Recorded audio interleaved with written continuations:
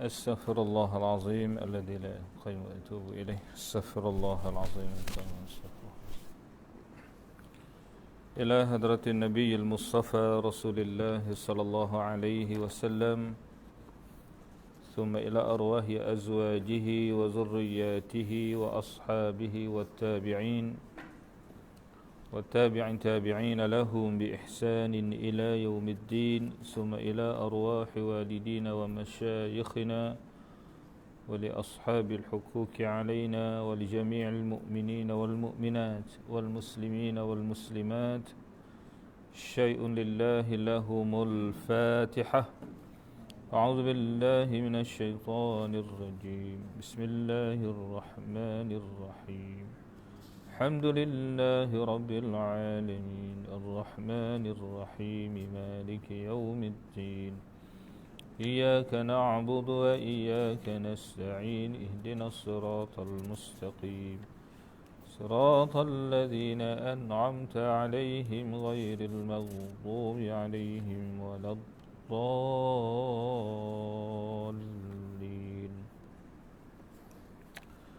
السلام عليكم ورحمة الله وبركاته.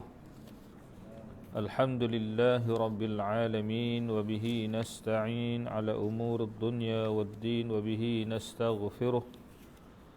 الصلاة والسلام على أشرف الأنبياء والمرسلين سيدنا وحبيبنا ومولانا محمد وعلى آله وأصحابه وأتباعه إلى يوم الدين.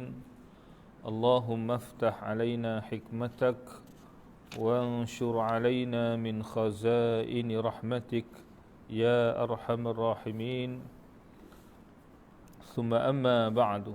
Hadirin muslimin dan muslimat, tuan-tuan, puan-puan yang dirahmati Allah dan dikasihi sekalian, alhamdulillah wa syukurulillah.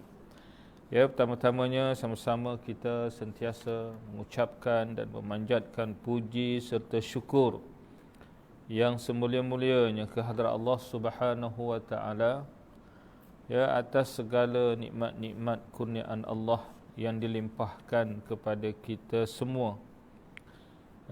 Terutamanya atas berkekalannya nikmat iman dan Islam, yang mana dengan nikmat inilah kita akan beroleh kejayaan dunia dan juga akhirat.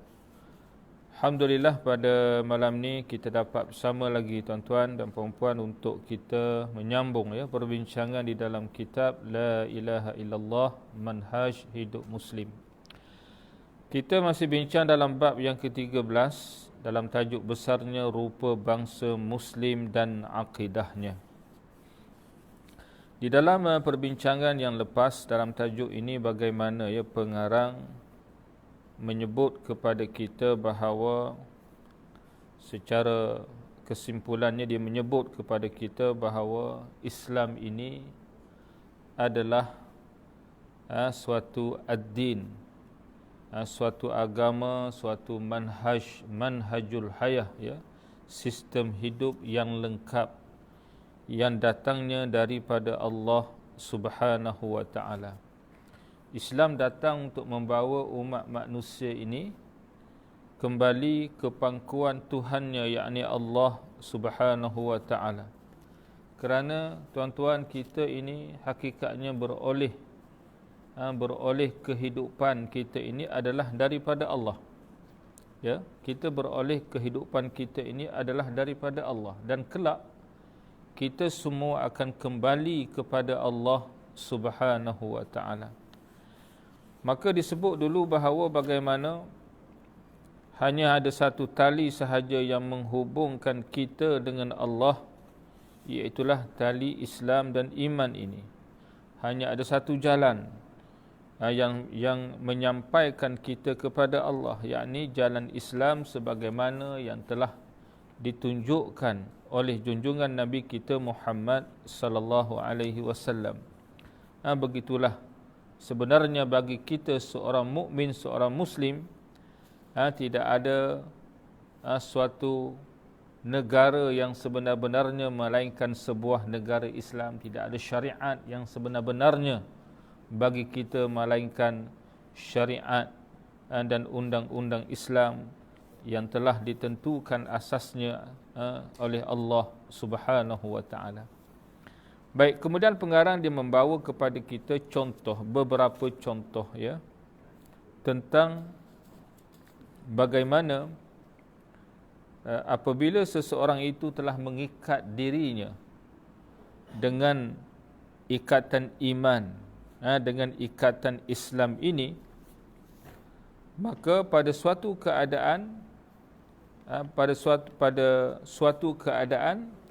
kita boleh melihat bagaimana apabila berlakunya pertembungan di antara iman dan kufur, pada waktu itu ikatan yang diikat melalui hubungan darah, hubungan keturunan, hubungan kekeluargaan tidak ada nilainya lagi. Yang paling bernilai pada waktu itu hanyalah ikatan akidah, keimanan kepada Allah Subhanahu wa taala.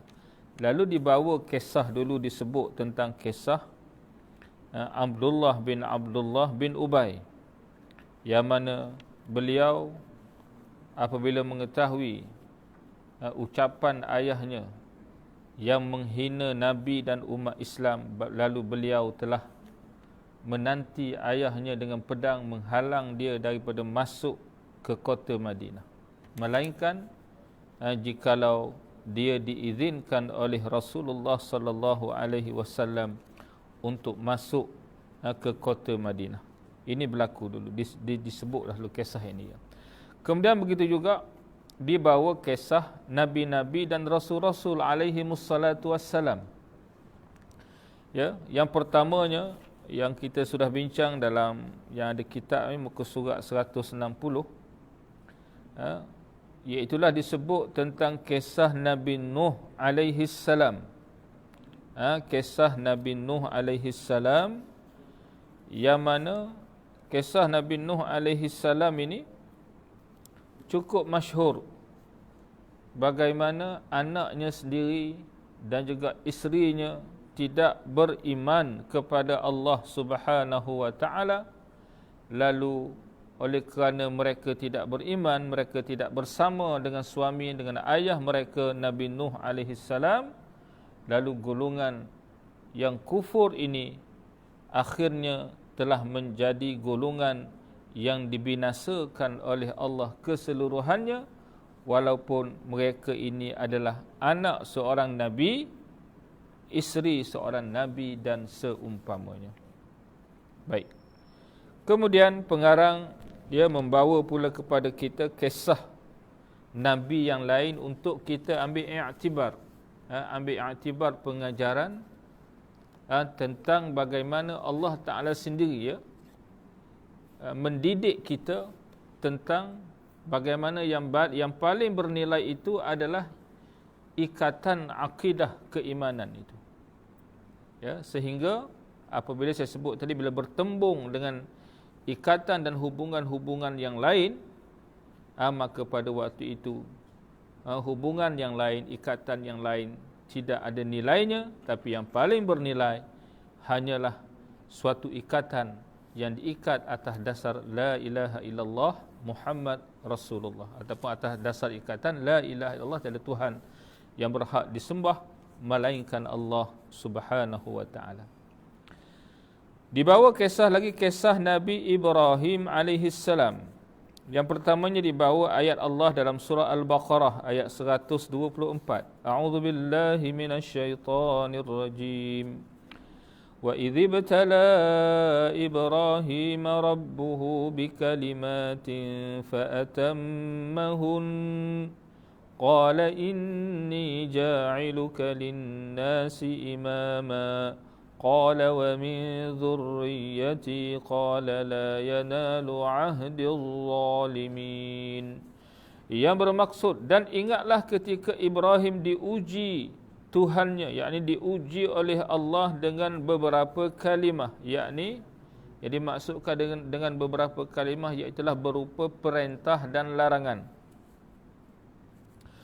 Lalu Ibrahim menunaikannya, Kalau kita buka dalam kitab tafsir, apa dia antara perintah Allah yang telah ditunaikan oleh Nabi Ibrahim alaihissalam? Ada beberapa perintah Allah yang cukup masyhur yang kita biasa dengar dalam kisah Nabi Ibrahim alaihissalam. Ya, antaranya kalau yang paling masyhur adalah antaranya iaitulah apabila Nabi Ibrahim alaihissalam diperintahkan supaya meninggalkan anak dan isterinya di bumi yang kering kontang pada waktu itu, yakni di bumi Makkah Al-Mukarramah, lalu ditinggalkan Siti Hajar dan anaknya Ismail alaihimassalam di situ dengan perintah daripada Allah. Dia laksanakan kerana ini adalah arahan daripada Allah Subhanahu wa taala. Begitu juga perintah membina Kaabah. Nabi Ibrahim datang membina Kaabah dengan perintah daripada Allah. Perintah apa lagi? Perintah supaya menyembelih anaknya Ismail alaihissalam. Ya. Sebab itulah Nabi sendiri menyatakan beliau adalah Ibnuz Zabih, anak kepada orang yang nak disembelih. Sebab kalau kita baca sejarah Nabi Ibrahim alaihissalam, yang mana beliau ni disebut lahir di suatu daerah nama daerah Mosul di Iraq. Pada waktu itu tempat ini berada di Iraq ataupun disebut di Babil, yakni Babylon lama yang berada di Iraq. Pada waktu itu raja yang memerintah adalah Raja Namrud. Raja Namrud ni dia buat perkara yang sama seperti Fir'aun untuk memastikan dia terus kekal memerintah. Dia mengarahkan supaya mana-mana bayi lelaki yang lahir pada masa dia tu dibunuh, disembelih. Maka ayah Nabi Ibrahim telah setelah Nabi Ibrahim lahir, bawa Nabi Ibrahim jauh menyembunyikannya di dalam gua. Dia pun hampir disembelih oleh Namrud. Datang perintah Allah supaya menyembelih Nabi Ismail alaihissalam. Ternyata Nabi Ibrahim telah benar-benar melaksanakan perintah Allah Subhanahu wa taala. Ini yang kata ulama antara maksud bi kalimatin fa atammahun. Allah taala menguji Nabi Ibrahim dengan beberapa kalimah yang berupa perintah dan larangan. Lalu Ibrahim menunaikannya. Allah berfirman, sesungguhnya aku akan menjadikan kamu imam bagi seluruh manusia. Allah Ta'ala sebut pada Nabi Ibrahim untuk mengangkat dia menjadi imam, menjadi pemimpin, menjadi ikutan kepada seluruh manusia. Sebab Nabi Ibrahim ni adalah Nabi yang kita sebut mudahnya yang diakui oleh sama ada oleh orang Yahudi atau Nasrani ataupun orang Islam sendiri. Ya. Orang-orang Arab jahiliyah semasa Nabi kita Muhammad diutuskan kepada mereka juga berbangga bahawa mereka ini berketurunan daripada Nabi Ibrahim alaihissalam. Ya. Jadi sesungguhnya aku, kata Allah, akan menjadikan kamu imam bagi seluruh manusia. Lalu Ibrahim berkata, dan saya mohon juga dari keturunanku. Tengok Nabi Ibrahim ni dia berdoa supaya Allah Ta'ala mengangkat keturunannya juga menjadi imam kepada manusia lain. Lalu Allah berfirman, janjiku ini tidak mengenai orang-orang yang zalim. Keturunanmu mana-mana yang zalim tidak akan termasuk di dalam golongan yang diangkat Allah menjadi pemimpin dan ikutan manusia. Maknanya kalau keturunan Nabi Ibrahim sendiri kalau dia zalim, mereka ini akan terbuang, mereka ini akan diketepikan rahmat Allah daripada mereka. Walaupun keturunan Nabi Ibrahim yang kita tahu, Nabi Ibrahim ni digelar sebagai Khalilullah, kerana Allah Ta'ala mengambilnya sebagai kesayangan Allah atau disebut kekasih Allah. Tapi walaupun Nabi Ibrahim ni kekasih Allah, sebab kalau kita lihat dari sudut Rasul-Rasul Ulil Azmi ni, Nabi Ibrahim diletakkan nabi yang kedua selepas Nabi Muhammad sallallahu alaihi wasallam dari sudut kita kata mehnah tribulasi di dalam perjuangan baginda untuk menyeru manusia supaya beriman kepada Allah Subhanahu wa taala. Jadi walaupun keturunan Nabi Ibrahim tidak ada jaminan kalau mereka ini adalah orang-orang yang zalim. Begitu juga kalau kita lihat di dalam ayat yang lain dalam surah yang sama, ayat 126. Ya. Ayat 126 Allah Taala juga menegaskan perkara yang sama. A'udzubillahi minasyaitonirrajim. وَإِذْ قَالَ إِبْرَاهِيمُ رَبِّ اجْعَلْ هَذَا بَلَدًا آمِنًا وَارْزُقْ أَهْلَهُ مِنَ الثَّمَرَاتِ مَنْ آمَنَ مِنْهُمْ بِاللَّهِ وَالْيَوْمِ الْآخِرِ قَالَ وَمَنْ كَفَرَ فَأُمَتِّعُهُ قَلِيلًا ثُمَّ أَضْطَرُّهُ إِلَى عَذَابِ النَّارِ وَبِئْسَ الْمَصِيرُ. Yang bermaksud, dan ingatlah ketika Nabi Ibrahim alaihissalam berdoa, wahai Tuhanku, jadikanlah negeri ini negeri yang aman dan sentosa, dan berikanlah rezeki dari buah-buahan kepada penduduknya yang beriman di antara mereka kepada Allah dan hari kemudian. Ini doa Nabi Ibrahim kepada negeri Mekah dan penduduk negeri Mekah. Dan ternyata kemakmuran yang berlaku di bumi Makkah pada hari ini, tuan-tuan, kita boleh lihat sendiri. Sebab itulah ulama menyatakan kemakmuran yang berlaku di bumi Makkah ini adalah di antara tanda makbulnya doa Nabi Ibrahim alaihissalam setelah mana beliau membina kembali bangunan Kaabah untuk dijadikan rumah tempat beribadah, mentauhidkan Allah Subhanahu wa taala, lalu dia berdoa dengan doa ini, dan doa ini dimakbulkan oleh Allah. Walaupun bumi ini bumi kering kontang, tuan-tuan, tapi kalau kita pergi ke Mekah, durian pun ada, petai pun ada, semua ada. Semua ada. Tapi nak cari pokok durian tak ada lah. Tapi bumi yang kita kata yang makmur, bumi yang Allah Ta'ala limpahkan dengan rezeki yang datang daripada serata ceruk dunia ke bumi Makkah Al-Mukarramah ini. Tapi apa kata Allah? Allah Ta'ala berfirman, yang didoakan oleh Nabi Ibrahim tadi, supaya diberikan rezeki ini kepada penduduknya yang beriman di antara mereka kepada Allah dan hari kemudian. Lalu Allah berfirman, dan kepada orang-orang yang kafir pun aku beri kesenangan sementara, kemudian aku paksa ia menjalani seksa neraka, dan itulah seburuk-buruk tempat kembali. Sebab yang duduk di Mekah lepas tu, berlalu ratusan tahun, mereka ini telah menyeleweng daripada agama tauhid, menyembah berhala apa semua, tapi mereka tetap juga Allah Ta'ala beri kesenangan sementara, tapi akhirnya mereka akan menerima azab yang pedih di dalam neraka. Walaupun yang duduk di Mekah tu antaranya adalah berketurunan daripada Nabi Ibrahim, iaitu melalui anaknya Nabi Ismail alaihissalam. Sebab kita lihat keturunan junjungan Nabi kita Muhammad sallallahu alaihi wasallam, sama ada dari sebelah bapaknya ataupun ibunya, semuanya akan sama sampai kepada keturunan Nabi Ismail alaihissalam. Tak? Baik.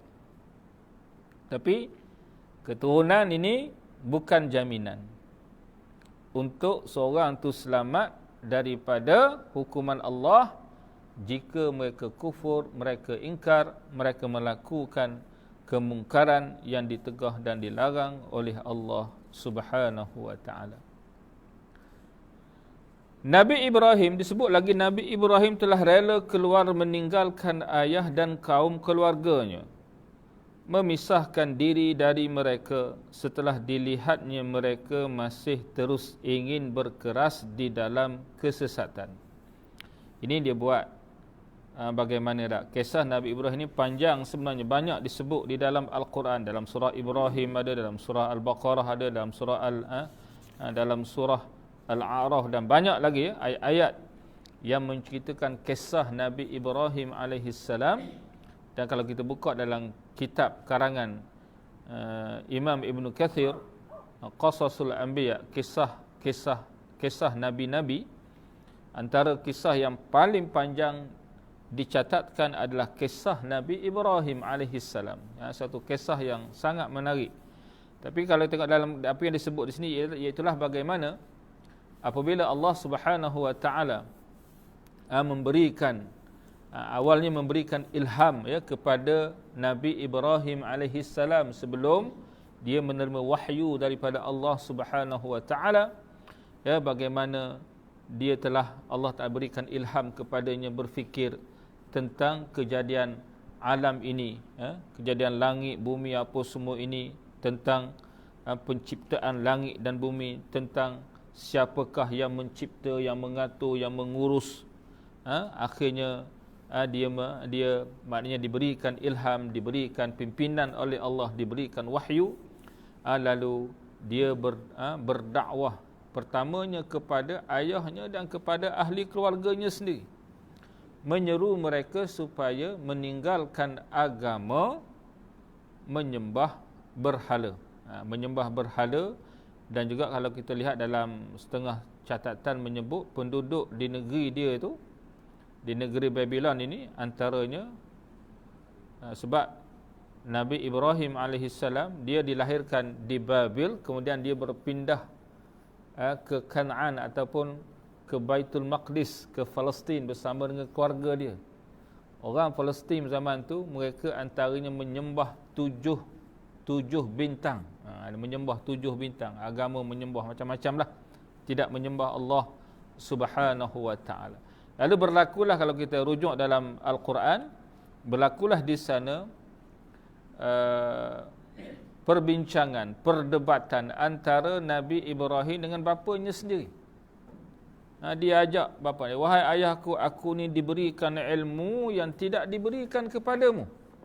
Nabi Ibrahim cerita bahawa aku ni Allah Ta'ala bagi ilmu kepadaku yang berupa wahyu, petunjuk yang datang daripada Allah yang tidak diberikan kepadamu dan kepada orang lain, supaya menyampaikan kepada manusia ini tentang kita kata akidah yang benar, tentang perkara yang berkaitan dengan ketuhanan, berkaitan dengan Allah Tuhan yang mencipta, Tuhan, tiada Tuhan yang berhak yang disembah melainkan Allah Subhanahu wa taala. Tapi akhirnya apa yang berlaku ialah Nabi Ibrahim ni dimarah oleh bapaknya sendiri. Bahkan bapaknya beri kata dua. Kalau, hei Ibrahim, kalau kamu ni terus juga ajak aku meninggalkan agama menyembah berhala, aku akan rejam kamu. Ayahnya nak rejam dia dengan batu. Bahkan kemudian ayahnya menghalau dia keluar daripada rumah. Kalau kamu ni keluar terus, maknanya tak balik-balik pun, ayahnya kata dia tak kisah. Ini berlaku. Sehinggalah kita baca tak kisah Nabi Ibrahim ni telah memecahkan berhala yang berada dalam negeri dia itu ketika Namrud dan juga semua penduduk keluar dalam satu pesta. Dia memecahkan berhala-berhala yang ada dalam kuil. Dia tinggalkan berhala yang paling besar, kemudian dia sangkut kapak tu pada leher berhala yang paling besar. Sehinggalah bila mereka pulang, mereka terkejut tengok semua berhala telah dipecahkan. Lalu mereka kata, ni tak ada kerja orang lain, ada seorang je penduduk negeri ni yang tak setuju dengan berhala ni, iaitulah Ibrahim. Lalu Ibrahim ditangkap dan didakwa. Mudah cerita macam itulah. Lalu berlakulah perdebatan. Maka Nabi Ibrahim kata, aku tak buat, aku rasa yang buatnya tu berhala yang paling besar tu, sebab kapak masih ada tersangkut kat leher tu. Ya. Lalu Namrud dan juga orang lain membalas, dia kata, mana boleh berhala ni berhala yang besar ini memecahkan berhala yang lain sebab dia hanya batu, dia tak boleh buat apa-apa, tak boleh bergerak, tak boleh buat apa. Lalu Nabi Ibrahim menyatakan, bagaimana kamu menyembah sesuatu yang tidak boleh bergerak, yang tak boleh memberi manfaat, yang tidak boleh berbuat apa-apa. Lalu apa yang dikatakan oleh Nabi Ibrahim itulah membuka pemikiran kaumnya sehingga mereka pun terkeliru tentang siapakah Tuhan yang sebenarnya. Tapi oleh kerana kuasa memerintah ni dipegang oleh Namrud dan kerajaan dia, Nabi Ibrahim ni tetap juga dihukum, walaupun maknanya mereka telah kalah, Namrud dan kaumnya telah kalah dari sudut berhujjah masalah ketuhanan dengan Nabi Ibrahim alaihissalam. Nabi Ibrahim telah dihukum bakar, dikumpulkan kayu-kayu api yang banyak, sehingga disebut tidak pernah suatu unggun kayu yang dikumpulkan sebanyak itu, melainkan unggun ataupun kayu-kayu api yang dikumpulkan untuk membakar Nabi Ibrahim alaihissalam. Lalu mudah kisahnya tuan-tuan, dinyalakan api dan dicampak Nabi Ibrahim ke tengah-tengah api itu. Kita semua tahulah kisahnya. Lalu Allah Ta'ala berkata kepada api, Qulna ya naru kuni bardan wassalaman ala Ibrahim. Kami berkata, wahai api, jadilah kamu selamat dan sejahtera, sejuk dan sejahtera ke atas Nabi Ibrahim alaihissalam. Lalu api itu tidak membakar walau sehelai bulu roma Nabi Ibrahim alaihissalam. Bahkan ada setengah riwayat dalam menyebut bahawa api itu telah menyala selama 40 hari 40 malam. Lamanya unggun api ini dinyalakan. Bahkan tapi Nabi Ibrahim pernah berkata, ada riwayat menyebut, Nabi Ibrahim menyatakan, tiadalah suatu masa dan keadaan yang aku rasa paling seronok, paling selesa, melainkan semasa aku berada dalam unggun api itu. Sebab apa? Berada dalam rahmat Allah, pemeliharaan daripada Allah Subhanahu wa ta'ala. Tapi tuan-tuan, jangan pula kita pergi baca ayat tu pergi terjun dalam api pula tak? Ni ayat Nabi Ibrahim ni tak? Sebab Nabi Ibrahim diriwayatkan ketika nak dicampak tu dia membaca hasbunallah wa ni'mal wakil, ni'mal maula wa ni'mal nasir, ataupun hasbunallah wa ni'mal wakil saja, maka datanglah pertolongan Allah kepada dia. Tapi jangan pula kita baca hasbunallah wa ni'mal wakil tuan-tuan pergi terjun tak? Ini lain, ini kisah ni adalah mukjizat kepada Nabi Ibrahim alaihissalam. Baik. Jadi selepas itulah baru setelah tak berjaya membunuh Nabi Ibrahim, barulah lepas tu Nabi Ibrahim telah keluar meninggalkan negeri dia, yang dikatakan selepas itu dia berpindah pula. Ada setengah sebut riwayat menyatakan daripada negeri Babil dia berpindah ke negeri Kanaan ataupun negeri Hiran disebut, di dekat dengan Baitul Maqdis. Kemudian dia pernah juga berpindah ke negara Mesir, sehingga dia pun dihadiahkan oleh Raja Mesir dengan seorang hamba perempuan yang bernama Hajar, yang kemudiannya dia berkahwin dengan Hajar ini. Baik. Apa yang disebut dalam kitab kita ni, dalam buku kita ini, Nabi Ibrahim telah rela keluar meninggalkan ayah dan kaum keluarganya, memisahkan diri dari mereka. Setelah dilihatnya mereka masih terus ingin berkeras di dalam kesesatan. Riwayat menceritakan bahawa ketika ini dia telah berkahwin dengan Siti Sarah, tapi dia tidak dikurniakan anak. Dia telah keluar daripada negeri dia dengan Sarah, meninggalkan ahli keluarga mereka. Kenapa? Kerana mereka ini tetap tidak mahu beriman kepada Allah Subhanahu wa ta'ala. Allah Ta'ala menceritakan dalam surah Maryam ayat 48. A'udzu billahi minasyaitonir rajim. Wa a'tazilukum wa ma tad'un min dunillahi wa ad'u rabbi asa alla akuna bidu'ai rabbi syaqiyya. Yang bermaksud, Dan aku akan menjauhkan diri daripadamu dan daripada apa yang kamu seru selain daripada Allah. Dan aku akan berdoa kepada Tuhanku. Aku tidak akan kecewa dengan berdoa kepada Tuhanku. Ini kata-kata Nabi Ibrahim kepada keluarga dia, ayah dia dan kaum keluarganya yang degil, yang tetap tidak mahu meninggalkan agama penyembahan berhala. Dan Allah Subhanahu wa taala telah menceritakan perihal Nabi Ibrahim dan perihal kaumnya untuk dijadikan contoh tauladan dan pengajaran yang berguna. Jadi tuan-tuan, sebenarnya kisah nabi-nabi dan rasul-rasul yang terdahulu ini semuanya adalah untuk dijadikan contoh tauladan dan pengajaran yang berguna untuk kita ni, umat Nabi Muhammad sallallahu alaihi wasallam. Kita hendaklah mencontohi nabi-nabi dan rasul-rasul ini, dan kita hendaklah mengambil iktibar daripada kedegilan, kekufuran kaum nabi-nabi ini yang telah menentang rasul mereka, yang akhirnya kaum mereka ini telah dibinasakan oleh Allah Subhanahu wa taala.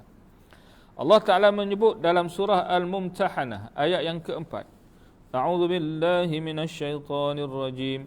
Qad kanat lakum uswatun hasanatun fi Ibrahim walladzina ma'ahu idh qalu liqaumihim inna bura'a'u minkum wa mimma ta'buduna min dunillahi kafarna bikum wa bada bainana wa bainakumul adawatu wal baghdha'u abadan hatta tu'minu billahi wahdah. Yang bermaksud, sesungguhnya telah ada suri tauladan yang baik bagimu pada Ibrahim dan orang-orang yang bersama dengan dia. Ya, tak berapa kerat sangat yang beriman dengan Nabi Ibrahim, antaranya anak saudaranya sendiri Nabi Lut alaihi salam, ya, antara yang beriman dengan Nabi Ibrahim. Tapi Allah Taala sebut ada suri tauladan yang baik untukmu wahai Muhammad, dan juga untuk kitalah umat Nabi Muhammad.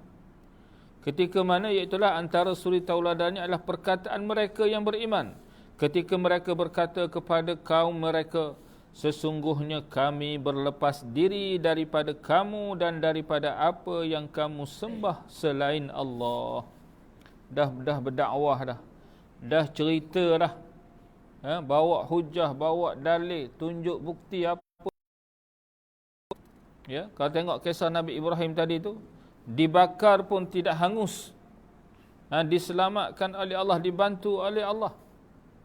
Ya, tapi mereka tetap juga degil, tidak mahu beriman. Lalu Nabi Ibrahim dan orang-orang yang beriman bersamanya berkata, inna bura'a'u minkum wa mimma ta'buduna min dunillah. Kami berlepas diri daripada kamu dan daripada apa yang kamu sembah selain Allah. Kami ingkari kekafiranmu, dan telah nyata antara kami dan kamu permusuhan dan kebencian buat selama-lamanya sampai kamu beriman dengan Allah sahaja. Maka berlaku, Nabi kata, jelas makan apa tu disebut tadi, nyatalah antara kami dan kamu, dia berkata kepada ahli keluarganya, permusuhan dan kebencian selama-lamanya sehingga kamu ni beriman kepada Allah. Kalau kamu beriman, maka di sana tiada lagi permusuhan dan kebencian. Ini maknanya kita lihat, ya, bagaimana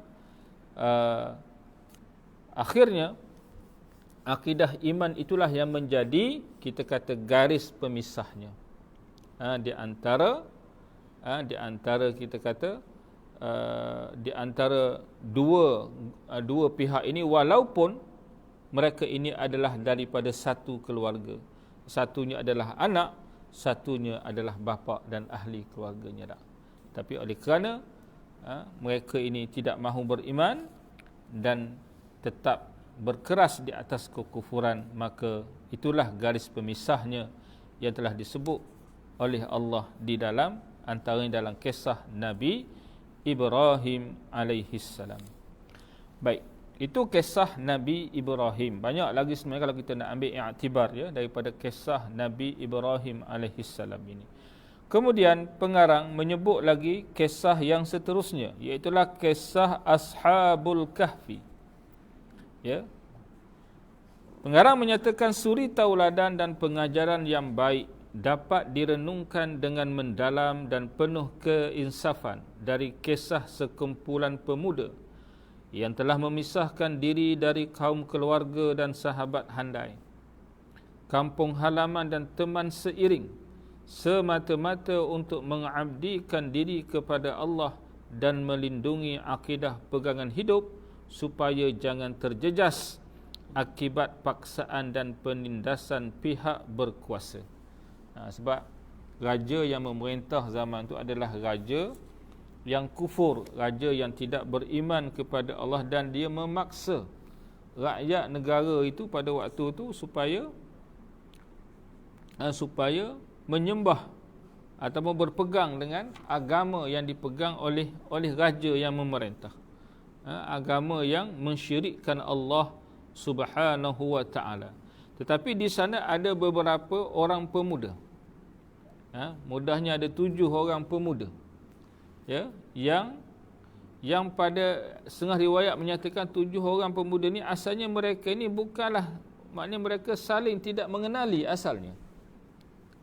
Tetapi mereka ini bersama-sama keluar daripada negeri mereka dan bersembunyi dalam sebuah gua demi untuk menyelamatkan akidah dan untuk mereka ini beribadah, mengabdikan diri kepada Allah Subhanahu wa ta'ala. Jadi kisahnya mereka ini keluar, mereka ini melarikan diri nak menyelamatkan akidah dan untuk mengabdikan diri kepada Allah. Lalu kisah mereka itu diabadikan di dalam Al-Quran, dan mereka ini adalah fityatun, golongan pemuda yang dipuji oleh Allah, yang sepatutnya dijadikan contoh terutamanya oleh golongan pemuda-pemuda yang ada pada zaman ini dah. Sebab antara golongan yang menjadi sasaran musuh untuk dirosakkan tuan-tuan adalah golongan pemuda lah. Orang muda-mudi adalah golongan yang diserang hebat untuk dirosakkan oleh musuh-musuh Islam, supaya kalaulah generasi orang muda hari ini rosak, maka tentulah generasi yang akan datang adalah generasi yang akan runtuh. Maknanya orang Islam akan jadi lemah dan seumpamanya. Baik. Jadi Allah Ta'ala cerita kisah mereka ini di dalam surah Al-Kahfi. Surah Al-Kahfi, surah gua tuan-tuan ya, ayat 13 hingga 16.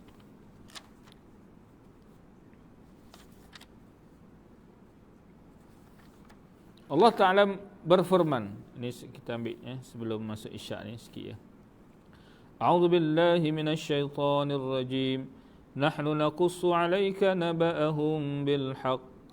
Innahum fityatun amanu bi rabbihim wa zidnahum huda.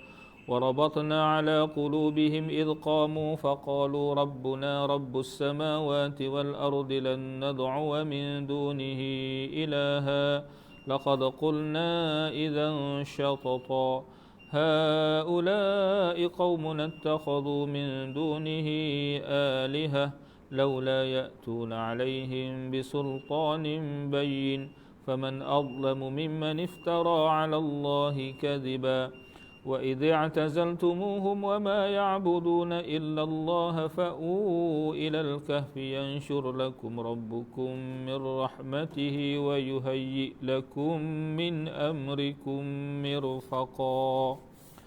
Yang bermaksud, kami ceritakan kisah mereka kepadamu wahai Muhammad dengan sebenarnya, yakni kisah pemuda-pemuda Ashabul Kahfi ini. Sesungguhnya mereka itu ialah pemuda-pemuda yang beriman kepada Tuhan mereka, dan kami tambahkan kepada mereka petunjuk. Kami telah meneguhkan hati mereka di waktu berdiri, lalu mereka berkata, mereka ini menyatakan dengan tegas, Tuhan kami adalah Tuhan langit dan bumi. Kami sekali-kali tidak menyeru Tuhan selain Dia, kerana Jika tidak demikian, maka sesungguhnya kami telah mengucapkan perkataan yang amat jauh dari kebenaran. Kaum kami telah menjadikan selain Dia sebagai Tuhan-Tuhan untuk disembah. Mengapa mereka tidak mengemukakan alasan yang terang, yakni tentang kepercayaan mereka? Siapakah yang lebih zalim daripada orang-orang yang mengada-ngadakan kebohongan terhadap Allah? Dan apabila kamu meninggalkan mereka dan apa yang mereka sembah selain dari Allah, maka carilah tempat berlindung ke dalam gua itu. Nescaya Tuhanmu akan melimpahkan sebahagian rahmatnya kepadamu dan menyediakan sesuatu yang berguna bagimu di dalam urusan kamu. Ya, ini kisah 7 pemuda Ashabul Kahfi yang biasa juga surah ini menjadi amalan yang disunnahkan untuk kita bacalah pada malam Jumaat dan juga siang Jumaatnya tak. Jadi kita ambil baca kisah ni bagaimana Allah Subhanahu wa taala memuji pemuda-pemuda ini, bahkan Allah Taala telah menjadikan mereka ini sebagai pengajaran kepada umat yang datang ratusan tahun selepas itu, sebab mereka ini telah tidur selama beratus tahun. Bangkit balik, masa mereka bangkit itu, negeri tempat mereka tinggal itu telah menjadi negeri yang beriman kepada Allah Subhanahu wa taala, yang kemudiannya didirikan sebuah masjid berdekatan dengan gua. Hari ini tuan-tuan, kalau tuan melawat ke bumi Jordan, boleh melawat ni gua Ashabul Kahfi ni ada. Kalau saya pernah pergi sekali dulu pun, kita boleh masuk dalam gua tu dan adalah maqam 7 orang pemuda ni masih ada di dalam gua tu. Yang atasnya tu ada sebuah masjid yang besar yang dibina oleh pemerintah. Baik. Jadi itu di antaralah yang sempat kita baca pada malam ini, yang kita bincang pada malam ini berkaitan dengan apa yang disebut oleh pengarang beberapa contoh, ya, beberapa contoh tentang bagaimana yang paling penting adalah ikatan yang paling penting itu adalah ikatan keimanan kita kepada Allah Subhanahu wa taala. Sebab itulah apabila manusia itu menyatakan la ilaha illallah, mereka adalah bersaudara. Innamal mu'minuna ikhwah. Hanya sahaja orang-orang yang beriman itu bersaudara. Sebab itulah kita, tuan-tuan, apabila ada orang-orang Islam, tak kiralah di bumi mana sekalipun, dizalimi, maka kita ini wajib membantu mereka setakat yang kita mampulah. Paling-paling tidak, tuan-tuan, kita mendoakan mereka supaya diberikan keselamatan dan diberikan pertolongan, dimenangkan oleh Allah Subhanahu wa taala, diberikan kesabaran di dalam menghadapi ujian dan seumpamanya. Kerana mereka adalah saudara kita, diikat dengan ikatan akidah keimanan kepada Allah Subhanahu wa taala. Dan apabila berlakunya pertembungan antara ikatan yang mengikat diri manusia ini, contohnya di sana ada ikatan kekeluargaan, ikatan darah dan seumpamanya, maka ikatan itu tidak ada nilainya lagi di sisi Allah Subhanahu wa taala, tetapi yang paling bernilai adalah ikatan iman itu sendiri. Jadi insya-Allah di sana ada lagi kisah-kisah dia akan sebut. Selepas ini dibawa kisah pula, kisah isteri Nabi Nuh, isteri Nabi Lut, isteri Firaun dan seumpamanya. Jadi ini semua adalah kisah-kisah yang wajib diambil iktibar pengajaran oleh kita umat Islam di dalam kita ini, untuk kita menilai apa dalam tajuk perbincangan kita, iaitulah rupa bangsa Muslim dan akidahnya. Kerana inilah sebenarnya bangsa kita adalah Muslim sebenarnya. Kita ini berbangsa Muslim. Yakni bila kita Muslim, tuan-tuan, kita adalah satu kelompok yang sama, satu golongan yang sama. Tak kiralah keturunan mana apa semua, duduk negara mana sekalipun, bila kita Muslim, kita adalah diikat dengan satu ikatan yang dinamakan ikatan ukhuwah Islamiyah atas dasar akidah iman kepada Allah Subhanahu wa taala. Wallahu a'lam bis-shawab. Jadi setakat itu dulu malam ni.